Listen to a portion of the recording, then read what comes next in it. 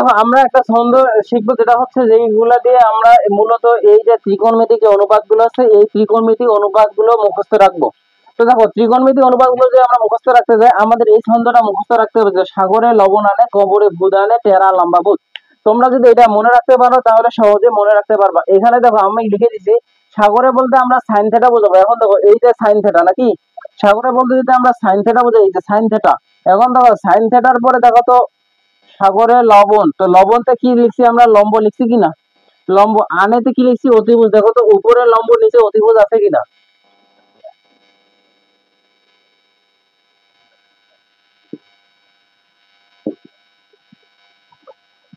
দেখো উপরে লম্ব নিচে অতিভুজ, এই পর্যন্ত হচ্ছে সাইন নাকি।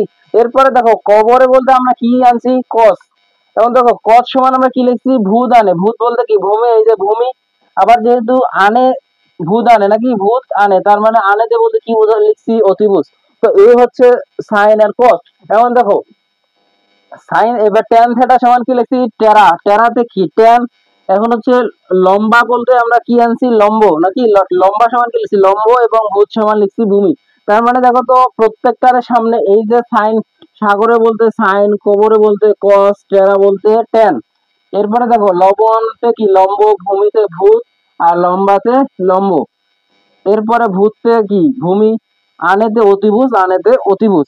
এখন দেখো আমরা এই যদি এই তিনটা জানতে পারি, বাকি তিনটা আমাদের জানা সহজ। কেননা যেহেতু আমাদের টেনের বিপরীত কট, কসের বিপরীত সেক, এবং কসেক সাইনের বিপরীত কসেক। তো এইগুলো হচ্ছে আমাদের মূল আলোচনা। এখন আমরা যেগুলো আস্তে আস্তে